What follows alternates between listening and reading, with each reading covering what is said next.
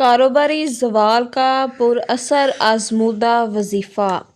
کاروباری زوال کا وظیفہ۔ زندگی کے وسائل سے مایوسی کے بعد ہر انسان کی نظر ایک ایسی غیبی امداد کی طرف کی جاتی ہے جو اس کی مشکلات کو حل کرنے کا ذریعہ بنے، اور وہ غیبی مدد صرف اور صرف اللہ تعالیٰ کی ہے۔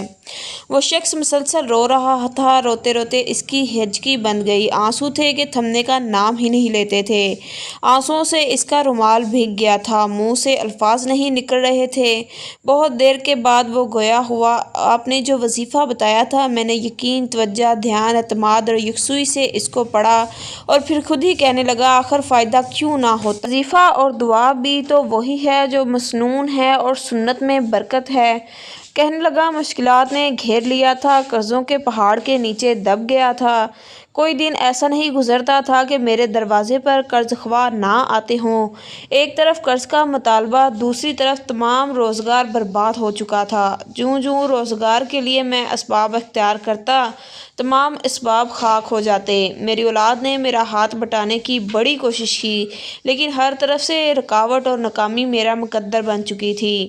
بعض اوقات سوچتا کہ میں اگر خودکشی جائز ہوتی تو کر لیتا۔ زندگی سے مایوسی کی یہ حالت تھی کہ کسی کام میں دل نہیں لگتا تھا۔ حالات یہ تھے کہ ایک لباس کو کئی کئی دن تک پہنے رکھتا تھا، کوئی خوشی کوئی نظر نہ آتی۔ زندگی میں اندھیرا، غم، گھٹن، درد میرا مقدر بن چکا تھا۔ بہت سے لوگوں نے، تویز کرنے والوں نے، دم کرنے والوں سے ملاقاتیں کرائیں، کئی لوگوں نے خود بھی ملا، لیکن سوائے پیسے کے ضیاع کے کچھ حاصل نہ ہوا۔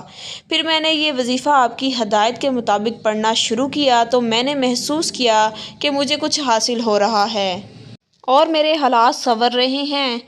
میں نے اپنے گھر والوں کو تاکید سے یہ وظیفہ پڑھنے کی تلقین کی، اور پھر کچھ عرصے کے بعد میں نے ایک چھوٹا سا چائے کا کاروبار کیا۔ حالانکہ اب تک بے شمار کاروبار کر چکا تھا، لیکن سب سونا سے مٹی ہوتے رہے۔ بس اب اللہ پاک نے اس دعا کی برکت سے میرے لیے برکت کا فیصلہ کر ہی لیا تھا۔ اللہ تعالیٰ نے میرے چائے کے کاروبار کو برکت دی اور اب میں خوشحال ہوں۔ یہ باتیں کہہ کر وہ پھر زاروں قطار رونے لگا۔ میں اس کا چہرہ دیکھ رہا تھا اور دل میں یہ خیال کر رہا تھا، یقیناً یہ خوشی کے آنسو ہیں۔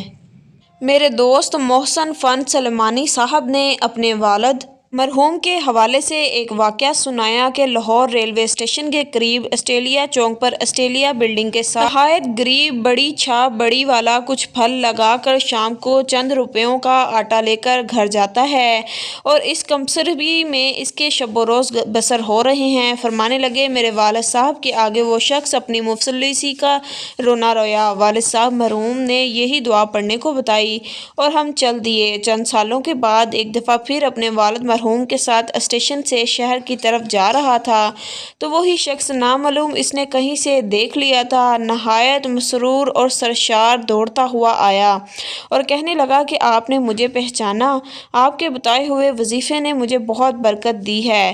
چھاپ بڑی سے میں نے ٹھیلا لگایا، اللہ تعالیٰ نے اور برکت دی۔ ایک چھوٹی سی دکان یہاں ایک بک رہی تھی، کوشش کر کے وہ لے لی۔ کچھ عرصہ کے بعد یہاں قریب ہی ایک چلتا ہوا مشہور ہوٹل فروخت ہوا، میں نے وہ خرید لیا، اور اب یہ عالم ہے کہ ہوٹل کی صفائی کرتے ہوئے بھی 10-20 آدمی باہر انتظار میں کھڑے ہوتے ہیں۔ وہ ہمیں اپنے ہوٹل لے گیا اور کھانے کا اصرار کیا۔ کھانا تو ہم نہ کھا سکے، اس کا کچھ اکرام قبول کر لیا۔ وہ خوشی خوشی دعائیں دے رہا تھا اور اتنا خوش تھا کہ اس کی سمجھ نہیں آ رہا تھا کہ میرے والد محترم کو کہاں بٹھائے۔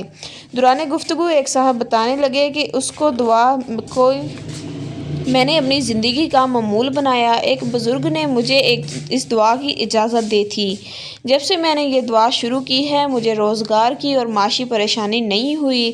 میں مطمئن ہوں، اب تک بے شمار لوگوں کو بتا چکا ہوں، جس نے پڑھا ہے دعائیں دیتا ہے۔ قائرین، یہ چند واقعات صرف اس دعا کی اہمیت کو بتانے اور سمجھانے کے لیے ہے، ورنہ تو مسنون دعا اہمیت اور فضیلت کے لیے کسی کسوٹی اور توجہ کی ضرورت نہیں، بس شرط یہ ہے کہ اس کو جب شروع کریں تو اہتمام سے، مکمل یقین سے، دھیان سے اور دل کی 100% گہرائی اور اعتماد سے پڑھیں۔ جتنا یقین کامل ہوگا اتنے اثرات کامل ہوں گے۔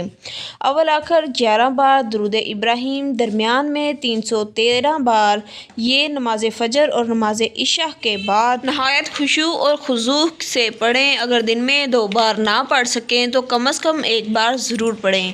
اگر تعداد بڑھانا چاہیں تو 786 بار صبح شام پڑھ لیں، کیونکہ جتنا زیادہ گڑ اتنا زیادہ میٹھا۔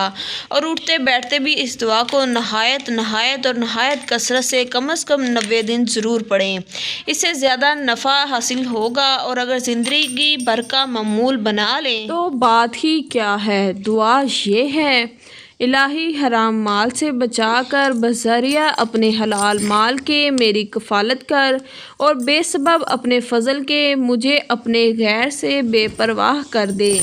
لوگوں نے ایک دفعہ حضرت ابراہیم سے سوال کیا کہ کیا وجہ ہے اللہ تعالیٰ ہماری دعائیں قبول نہیں کرتا، دعائیں قبول کیوں نہیں ہوتی؟